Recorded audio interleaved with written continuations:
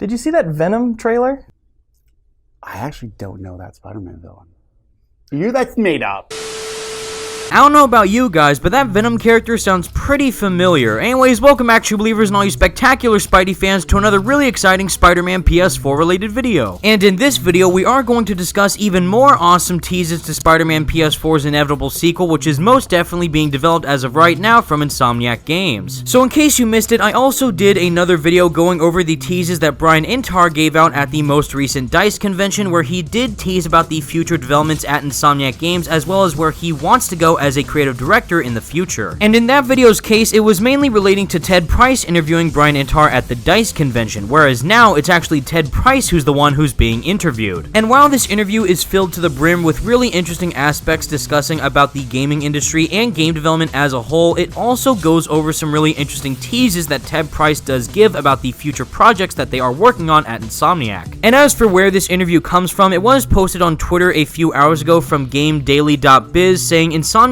at IG Ted Price on why the game industry must continue to confront difficult topics. We caught up with Ted Price at the DICE Summit to talk about Insomniac Games, the game industry, and why the industry should keep having difficult conversations. And even though I'll mainly be covering the most important aspects of this interview, I highly encourage you all to read the entirety of it for yourselves, which is why I will leave it as a link in the description below. And as this interview was conducted by Amanda Farrow, who is the managing editor over at Game Daily, it is titled Insomniac's Ted Price on why the game industry must continue to confront difficult topics. And while I will be skipping the first few paragraphs, the main one that we will start off with is stating, we caught up with Insomniac Games' CEO, Ted Price, at this year's DICE Summit to talk about how 25 years is possible, what Insomniac stands for, and what's next. Price credits the studio's longevity to their collective ability to intelligently adapt with alacrity. We're aware of changes that very few people can see coming and that demand the change in approach, thinking, and process, he said. Those are the kind of things that Insomniacs are very good at doing, as we have a philosophy of banding together and solving creative problems as a team. This has been a strength that we have continued to build over the years since we got into the business in 1994. Insomniac's secret sauce isn't as simple as reacting quickly and intelligently. It's their determination to stick to the creative wells that best serve the company's creative ethos. The decision to continue quote-unquote double down on story and open world content was something that Price questioned at first. He was worried that it would limit their possibilities, instead of opening them up to the vast success that Insomniac has enjoyed over the years. This was the right decision because it allows us to focus more on building a certain set of strengths from a game development perspective, Price affirmed. It allows the team to communicate more consistently about what kind of systems we're building, or how we can marry narrative with design better to serve a certain genre. When we can specialize in a particular area and deliver something that's super high quality in said area, we know there is a sizable audience of players who want to experience what we've created. It doesn't have to be multiplayer, nor does it have to be single player. It doesn't even have to be story driven. But once we make a decision to deliver something, as long as it's high quality and as long as we know there are players who, in general, like this type of game,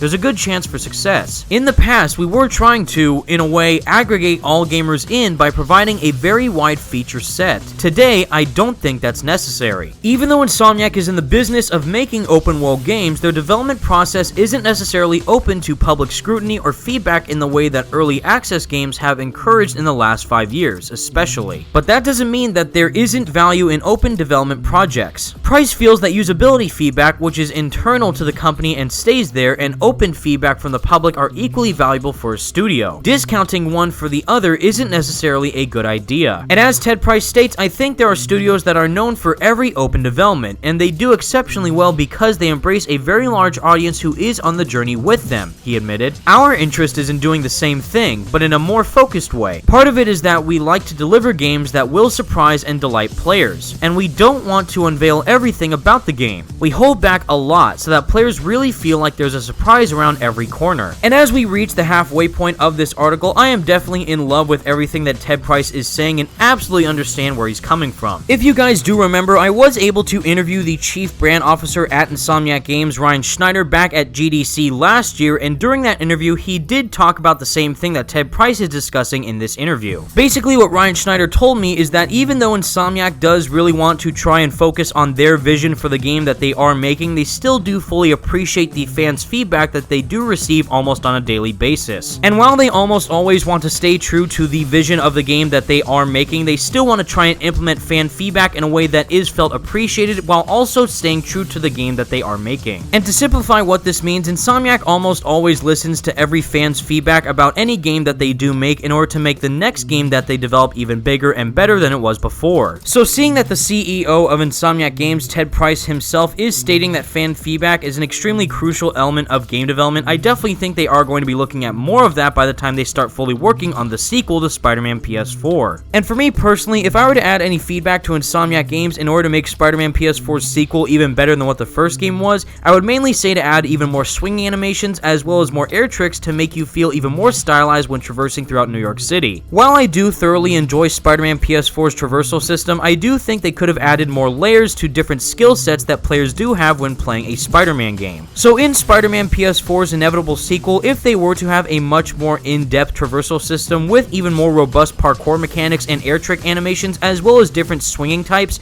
I do think this would make it even more fun for the player to enjoy much more than what the first game had. And once again, even though I do believe Spider-Man PS4's traversal system was extremely fun to play with, I do think by the time the sequel releases, they will have to try and up their game in order to make things a bit different. But as we continue with this article, diving into even more really interesting aspects that do relate to the sequel for Spider-Man PS4, it does go off and state the surprises, like Spidey's plethora of suits in Marvel's Spider-Man, can sometimes be pleasant and certainly add to the overall enjoyability of the experience. But what about when something deeper needs to be said about the world? What of the politics inherent in art? Price didn't shy away from the question, but he did make it clear that he believes that social commentary needs to serve the game and the game's story, not the other way around. Having social commentary in one's game in any form, whether it's overt or subtle, is a great way to promote one's message, Price mused, whatever that message happens to be, and it can make the game feel even more grounded because you're potentially touching on subjects that are relevant to all of our lives on a daily basis. I think the challenge that any game maker faces is to couch it in a way that feels like it serves the game and the game's story, so it doesn't feel tacked on or like it's hitting people over the head with a particular message. And to finalize this topic of the article, Ted Price does state, I think our goal, and I would image most developers' goals, is to inspire critical thinking and inspire gamers to think about their world as it relates to what they just played through. Did we raise questions that makes one think about diversity, or equality, or how one treats others in one's lives? And in case you didn't watch my previous video, this definitely echoes back to what Ted Price and Brian Intar were talking about during the DICE conference. One of the things that Brian stated during that interview is that he really wants to try and have a simple story, but also have complex characters tied into it while also exploring more mature story elements. So seeing that Ted Price is stating similar things that Brian said during the DICE interview, I definitely think that implies that by the time the sequel releases, we will have a much more layered and deep story than what the first game had. Even though my favorite thing about Spider-Man PS4 is actually the story that came along with it, I do think by the time the sequel releases, seeing that we will have to deal with things like Harry possibly becoming Venom,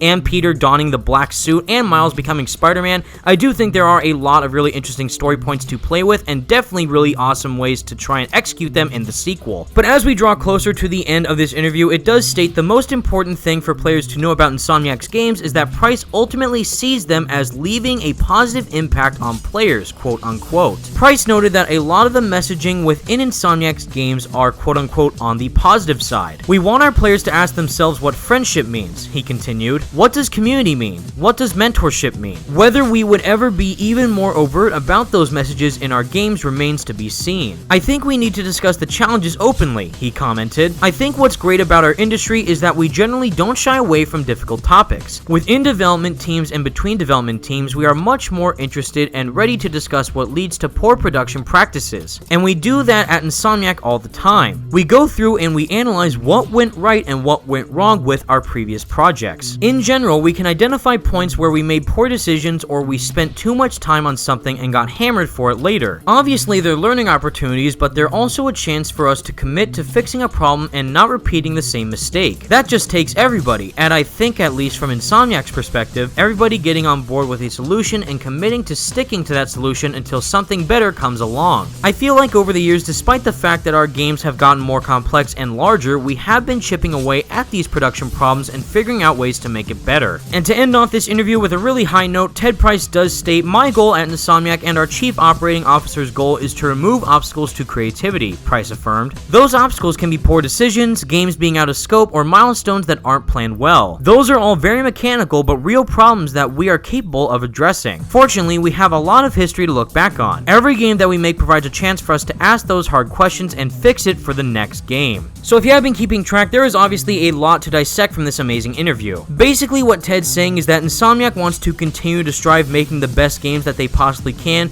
and even though that they may sometimes encounter some developer problems, they will almost always try and overcome them given the amazing team that is over at that studio. And obviously the bigger the game you have to make, the more challenges that you will eventually encounter when trying to develop it, but every time that there is a problem, they will always try and solve it together as a cohesive team. But the most important part from this interview is actually the message that Ted is conveying with the games that Insomniac are developing. Like Ted said, as well as what Brian said during the DICE interview, even though they do want to try and explore more mature story tones that do really want to be talked about in the gaming industry as well as during game development, the main messages that Insomniac games convey within their stories are ones that are extremely positive and do uplift the gamers in a really great way. So mainly in Spider-Man PS4's case, like we see at the end of the game, Peter does have to take out his mentor figure after Uncle Ben passed, obviously with Otto Octavius, and also experience Aunt May's death due to the Devil's Breath serum infecting her by the end of the game. But even though this tragedy does affect Peter's life, he still ends up with Mary Jane by the end of the game, and also is very enthusiastic to try and train Miles to becoming the next Spider-Man. Not only does this thoroughly relate to the messages that Insomniac wants to convey in their games, but it also shows how great of an understanding they have of Spider-Man's character in general. Even though Peter may end up experiencing some major tragedies in his life, he'll never stop being a hero in order to save others that are in need, as well as protect the loved ones that he thoroughly cares about. But most importantly, in Spider-Man PS4's sequel's case, we do know that the black suit will be a big factor of that game's story, and also seeing how Harry will most possibly become Venom in Insomniac's universe. And knowing that Peter may have to defeat his best friend who is already on the verge of death, who may turn into a giant symbiotic monster with Venom,